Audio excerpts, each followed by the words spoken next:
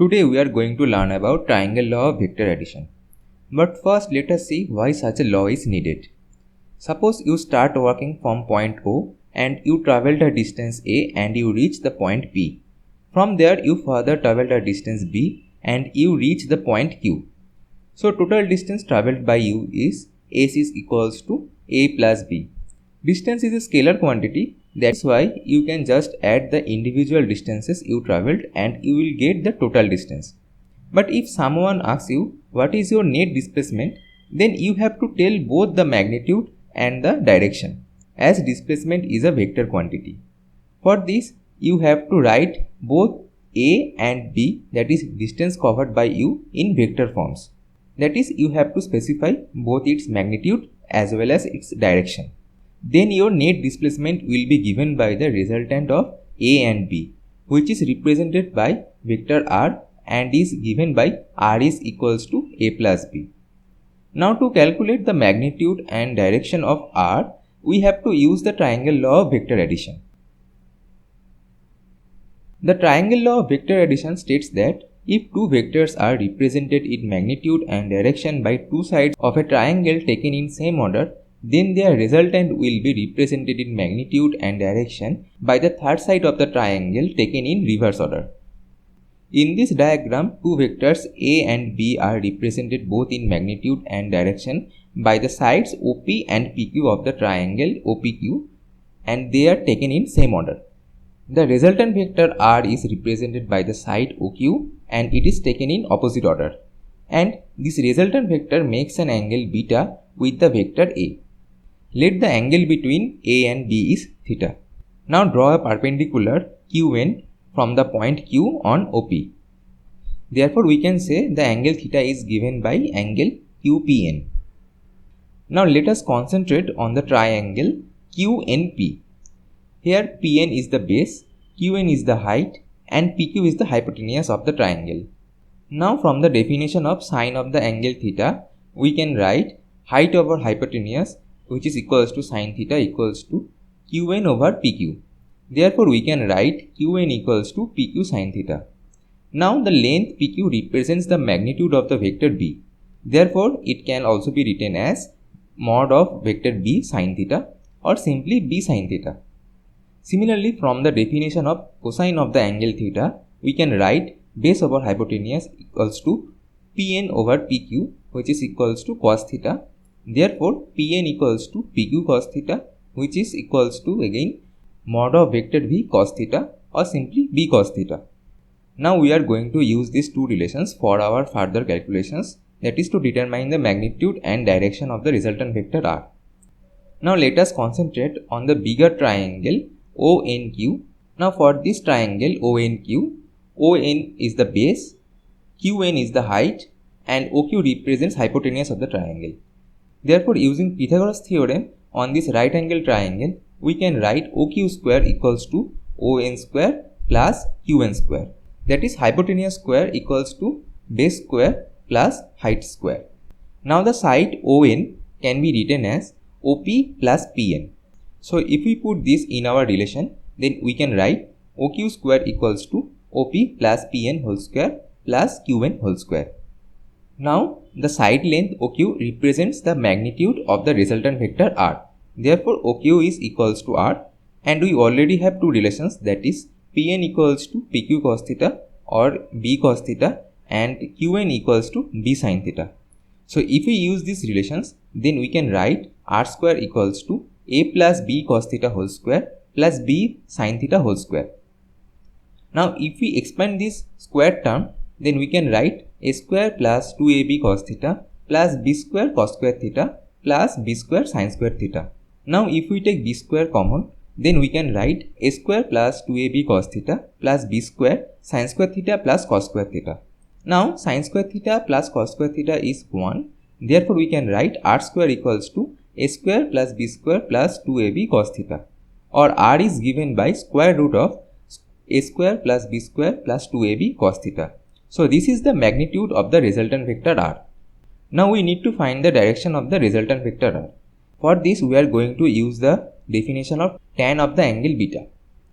So for the triangle ONQ, tan beta is given by height over base, which is equals to Qn over On. Again, On can be written as Pn plus Op. Therefore, tan beta is equals to Qn over Op plus Pn. Again, if we put the other relations, then we can write tan beta is equals to B sin theta over A plus B cos theta, or beta is given by tan inverse B sin theta over A plus B cos theta. So this is the angle that the resultant vector R makes with the vector A. So we determined both the magnitude and the direction of the resultant vector R using triangle law of vector addition. Now let's see some special cases. Special case number 1, when A is equals to B, that is magnitude of the vector A is equals to magnitude of the vector B, then the resultant vector R can be written as square root of A square plus 2A square cos theta. So this is equals to A times square root of 2 plus 2 cos theta. Now here we are going to use the relation for 1 plus cos theta, which is equals to 2 cos square theta by 2. So if we use this relation, then we will get A times square root of 4 cos square theta by 2, or this is equals to 2A cos theta by 2. Therefore, the magnitude of the resultant vector R will be 2A cos theta by 2. Now beta is given by tan inverse B sin theta by A plus B cos theta. So if we put A equals to B here, then we will get tan inverse sin theta by 1 plus cos theta. Again, 1 plus cos theta is equals to 2 times cos square theta by 2, and sin theta can be written as 2 times sin theta by 2 times cos theta by 2. So if we use these two trigonometric relations, then we will get tan inverse 2 sin theta by 2 times cos theta by 2 over 2 cos square theta by 2. Now cos theta by 2 and 2 cancels out. Therefore, we left with beta equals to tan inverse tan theta by 2, or beta is equals to theta by 2. Now if you put theta equal to 120 degree, then we will get R is equals to A and beta is given by 60 degree. Therefore, you can say if the magnitude of the two vectors are equal and they are inclined with each other at 120 degree, then the magnitude of the resultant vector R is equals to the magnitude of the given vectors. Special case 2. When two vectors A and B are acting along the same direction, that is theta equals to 0. The magnitude of the resultant vector will be given by R equals to square root of A squared plus B squared plus 2AB cos 0 degree. Now cos 0 degree is equals to 1. Therefore, we can write square root of A square plus 2AB plus B square, which is equals to square root of A plus B whole square, or this simply equals to A plus B. Therefore, magnitude of the vector R is equals to sum of the magnitudes of the individual vectors, that is A and B. Again, beta is given by tan inverse B sin theta over A plus B cos theta. So here if we put theta is equals to 0 degree, then we will get tan beta is equals to 0 or beta is equals to 0 degree. Therefore, we can say magnitude of the resultant vector is equal to the sum of magnitudes of two vectors acting along the same direction, and the resultant vector also acts along their direction. Special case 3. When A and B are right angle to each other, that is theta is equals to 90 degree, then the magnitude of the resultant vector is given by square root of A square plus B square plus 2AB cos 90. Now cos 90 is equals to 0. Therefore, R is equals to square root of A square plus B square, and tan beta will be equals to B sin 90 over A plus B cos 90, which is equals to B over A. Special case 4. When both the vectors A and B are in opposite direction, that is theta is equals to 180 degree, then the magnitude of the resultant vector will be written as square root of A square plus B square plus 2AB cos 180 degree. Now cos 180 degree is equals to minus 1. Therefore, we can write R equals to square root of A square plus B square minus 2AB, or this is equals to square root of A minus B whole square, which is simply equals to A minus B. And beta is tan inverse B sin theta over A plus B cos theta. So if you put theta equals to 180 degree, then you will get beta is equals to 0 degree. Therefore, magnitude of the resultant vector is equals to the difference of the magnitudes of the two vectors A and B, and the resultant vector is acting in the direction of the vector of greater magnitude.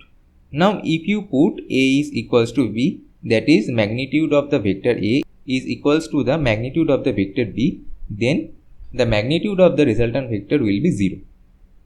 Therefore, in general, we can say that the magnitude of the resultant vector lies in between the sum and the difference of the two vectors A and B. And the magnitude of the resultant vector can be smaller than the magnitude of either of the two vectors, and it is 0 if they are equal and oppositely directed. So that's it for this video. In the next video, we will solve a problem on triangle law of vector addition.